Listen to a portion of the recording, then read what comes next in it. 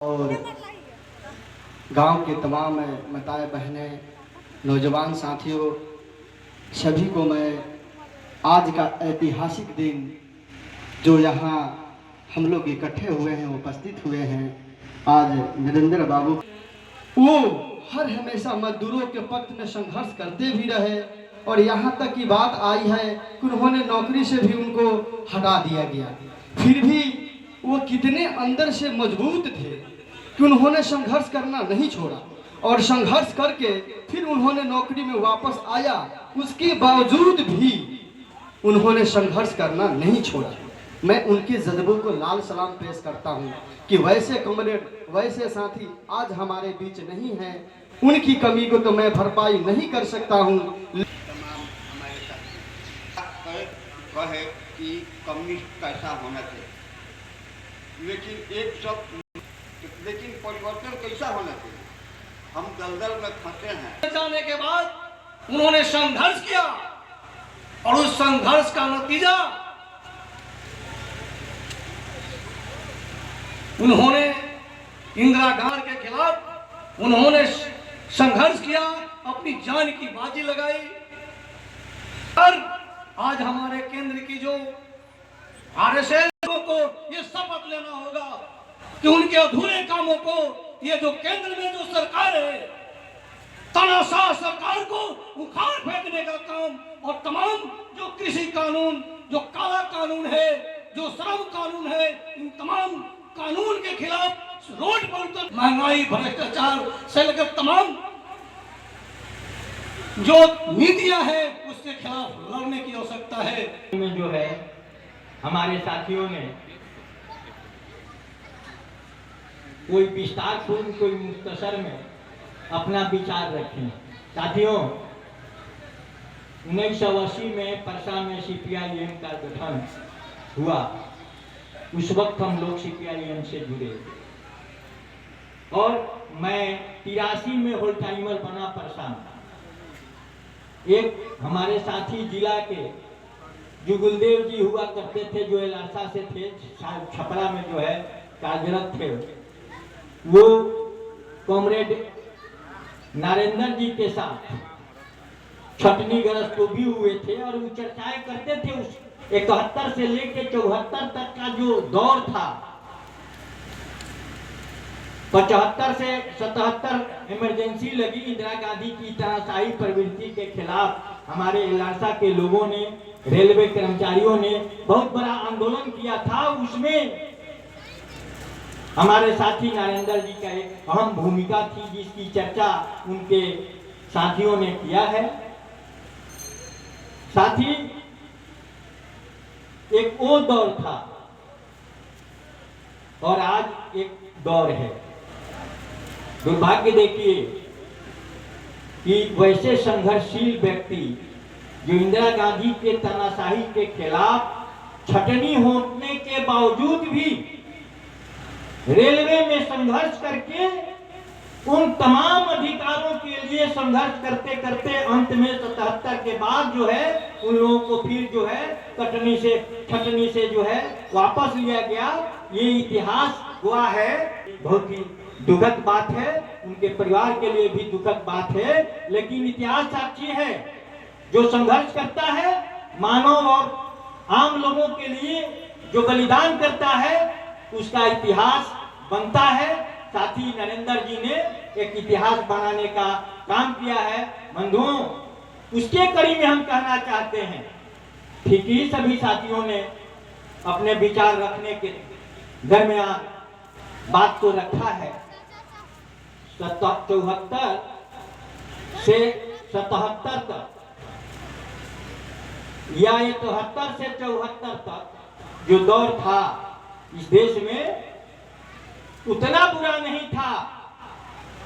साथी गौर फरमाएंगे आप, क्योंकि आप इलाका के लोग हैं, यहाँ के आम जनता भी देख रही है। देश में इंदिरा गांधी जिस तरह का फांसीवाद कायम नहीं कर पाई थी, नरेंद्र मोदी आरएसएस के लोग इस देश में फांसीवाद का जो है जन्म दे चुके हैं। देश जो है फांसीवाद की तरफ बढ़ रहा है। देश जो है कल जनतंत्र रहेगा कि नहीं रहेगा, इस पर प्रश्न लगा हुआ है। आज महंगाई से लेकर, बेरोजगारी से लेकर के, भ्रष्टाचार से लेकर के और हिंदू मुस्लिम सारा अस्त्र का इस्तेमाल करके जो है देश के मेहनत कश आवाम के अधिकारों को छीनने का काम जो है आज सरकार कर रही है। इस मौके पर साथी नरेंद्र जी तो निश्चित तौर से याद करने की आवश्यकता है, जिन्होंने यदि इंदिरा गांधी के दौर में संघर्ष किया, आज होते तो इस फांसीवाद के खिलाफ भी संघर्ष करते और कंधे से कंधे मिला करके उन तमाम लड़ाकों के साथ अपना योगदान देते। इसलिए साथियों अफसोस तो है, लेकिन ये विषय जो है आज शोक सभा है, इस पर बहुत भाषण नहीं दिया जा सकता है। क्योंकि साथी ने जब जुगलदेव जी हम 84 में नहीं जानते थे हमारे नरेंद्र जी के विषय में, क्योंकि हमारे तो उस वक्त एक ही पंचायत था, हमारा प्रसादी और मारर एक ही पंचायत के अंतर्गत था और ये स्टेट घराने के थे। इस सबको जो है बाद में हमको पता चला, यहाँ जोगिंदर बाबू प्रमुख और मुखिया हुआ करते थे, उनसे संबंध था। लेकिन जब जुगलदेव जी ने बतलाया कि अरे भाई तुम्हारे नजदीक तुम होल टाइमर कैसा हो कि तुम्हारे नजदीक नरेंद्र जी तुम तुम्हारे ही गांव के हैं और तुम परिचित नहीं हो, तो उनको लिया करके एक प्रोग्राम था यहाँ, उनको लिया करके आए थे पहले पहल हम इनसे मिलने के लिए। ये सोनपुर से आए थे मैंने घर, तो वो जो है जोगिलदेव जी से और इनसे बात कराने के क्रम में हमको परिचय हुआ। बाद में जो उस वक्त शेखर जी थे, जनार्दन प्रसाद, ये सब लोगों से ये भी जब आते थे तो मिलने का काम करते थे। तो साथी आज हमारे बीच नहीं है, लेकिन जो वो काम कर रहे थे बहुत से साथी हमें भी भीतर से जो है जब विचार कुछ साथियों ने रखा कि किस तरह से नागेंद्र जी अपने कार्य क्षेत्रों में कर रहे थे, तो ये स्थिति है कांग्रेस कि तो दुनिया ये प्रकृति का नियम है, जो आया है सो जाएगा। लेकिन इसी में जो संघर्ष साथी ने किया उसको आज हम याद कर रहे हैं। हम जो है अपनी बात यह कहते हुए समाप्त करने के पहले ही नरेंद्र जी को मैं दिल से उनका जो है शोक श्रद्धांजलि अर्पित करते हैं और आशा करते हैं जो वो कि ड्यूटी आउट के सवाल पर अगर हमारी ड्यूटी उस समय 14-16 घंटा हुआ करता था, लेकिन 10 आवर्स की ड्यूटी हम लोगों ने एग्रीमेंट किया था, तो कम से कम 1 लाख बेरोजगारों को रोजगार मिलता। हम लोगों ने उसके लिए भी संघर्ष किया और आज भी ऐसा हम कर रहे हैं, जो संघर्ष कर रहे हैं। हमारे तमाम क्रांतिकारी दोस्तों, लालसा के साथियों, मैं तमाम साथियों का क्रांतिकारी अभिनंदन करता हूं। संघर्षशील रत्न की आज अंतिम श्रद्धांजलि सभा में आप शिरकत होकर के अपने शब्दों में श्रद्धांजलि देने और पुष्पों द्वारा पुष्पांजलि करने का जो आप अपनी समय दे करके और बहुमूल्य काम कर रहे हैं, वाकई में आपके अंदर वो जिंदा दिली है और मजदूर और किसानों के प्रति जो आपकी ललक थी, संघर्ष की जो तमन्ना थी, वो तमन्ना दिखाई दे रहा है। इसलिए मैं आपको अभिनंदन करना चाहता हूं। कामरेड को पुष्पांजलि किया, लेकिन उनके जो जीवन की जो संघर्ष रहा, उस संघर्षों की कड़ी में अगर हम जाएंगे तो हमने पाया कि कामरेड हमारे उन नीतियों के खिलाफ संघर्ष कर रहे थे कि जो मजदूर विरोधी नीतियां थी, मजदूरों को जानवर जैसा व्यवहार करने के लिए ये सरकार तुली हुई थी और लगातार जो मजदूरों का शोषण था वो बरकरार रख रही थी। उस शोषण के खिलाफ हमारे इलारसा के साथियों ने, रेल यूनियन के कर्मचारियों ने जो संघर्ष का बिगुल फूका और जो संघर्ष करके उन्होंने मजदूरों को जो अधिकार दिलाया, वह वाकई में शाबाशी और काबिले तारीफ है कि एक लंबे अंतराल के में उनको जो है रिमूवल कर दिया गया और उस दरमियान भी वो अपने रास्ते से डिगे नहीं और संघर्ष करके अपनी जो पहचान थी वो रखे और पुनः उस जगह कायम हुए। इस पर एक शेर याद मुझे आ जाता है। किसी शायर ने कहा था कि कौन कहता है कि आसमां में सुराग नहीं होती, कौन कहता है कि आसमां में सुराग नहीं होती, जरा तबीयत से एक पत्थर तो उछालो यार। तो ये बात प्रमाणित करते हैं हमारे कामरेड नरेंद्र जी कि उन्होंने अपने संघर्षों में जो इतने लंबे अंतराल सरकार के खिलाफ लड़े और उनको ड्यूटी से निकाल दिया गया था, लेकिन संघर्षों के बदौलत उन्हें पुनः ज्वाइन कराना पड़ा सरकार को। ये साबित करता है कि संघर्ष में दम है और लाल झंडे की जो संघर्ष होती है वो गरीबों की हक और हुकूकत के लिए होती है। और इसमें कोई संदेह नहीं है कि आज जो हमारे कर्मचारी हैं, आज जो हमारे किसान मजदूर हैं, वो संघर्षों के बदौलत कुछ नहीं पाए हैं और पाए हैं कि आज देश में जो है ये पूरी आबादी दो ध्रुव में बटा हुआ है। आज दूसरा कोई दिखाई नहीं दे रहा है। एक तरफ जो है लाल झंडे के सिपाही हैं जो समाजवाद की हुकूमत करते हिमायत करते हैं, तो दूसरी तरफ पूंजीवाद के लोग खड़े हैं कि पूंजीवाद को अभी भी बरकरार रखा जाए। तो ये साथ दो धड़ों में बटा हुआ देश आज दिखाई दे रहा है। और पहले आप उनकी लड़ाई लड़ते थे कि जो तालाब से मछलियां मार लेते थे, लेकिन आज उनकी लड़ाई आपको लड़ना पड़ रहा है जो तालाब से पानी ही सुखा दे रहे हैं। सवाल यह पैदा हो रहा है, पहले वो कर्मचारियों को छटनी कर देते थे, कर्मचारियों को डिसमिस कर देते थे, कर्मचारियों की यूनियन बनाने नहीं देते थे, लेकिन आज ये लोग रेल और सेल तमाम कंपनियों जो हमारी प्रतिष्ठान है उसको बेच दे रहे हैं निजी हाथों में कि न रहेगी बांस न बाजेगी बांसुरी। और आज हमें 8 घंटे के बजाय 12 घंटे ड्यूटी करने के लिए सरकार ऐसी हालात गाड़ी के रोड पर खड़ा है और वह एक टॉबलेट देने के लिए भी आपको लायक नहीं है। वो जो सरकारी या गैर सरकारी कंपनियों में काम करते थे, ये आज के देश में ये सरकार नरेंद्र मोदी की सरकार एक कोरोना काल का बहाना बना करके तमाम लोगों को बेरोजगार करके जो है घर में बैठा दिया। और इतना ही नहीं, वो आज आपके सिर पर जो है वो जो लड़का आपका साया बनने के लिए तैयार था, आज आपके सिर पर वो सिरदर्द बोझ बन करके बैठा हुआ है। ये हालात पैदा हुआ है ये हमारे नरेंद्र मोदी सरकार में। तो इसलिए आज जरूरत है कि तमाम वो चाहे ऑफिस में काम करने वाले हमारे भाई हो, चाहे धूल और मिट्टी में लेट करके अन्न पैदा करने वाले किसान हो, चाहे हमारे रोड पर गिट्टी ढोने वाले मजदूर हो, तमाम लोगों की आज सामने एक ही सवाल है कि जब तक यह देश की संविधान नहीं बचेगी और देश के संविधान में छेड़छाड़ अगर होता रहेगा तो निश्चित तौर से हम लड़ाई लड़ने के लायक भी नहीं रहेंगे।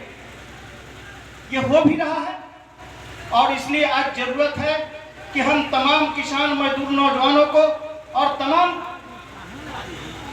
ऑफिसर में काम करने वाले लोगों को भी इस नीतियों का खिलाफत करते हुए आगे बढ़ेंगे, तभी जाकर के हम आज जो कामरेड नरेंद्र राय जी की जो श्रद्धांजलि देने आए हैं वो सच्ची श्रद्धांजलि साबित हो सकती है।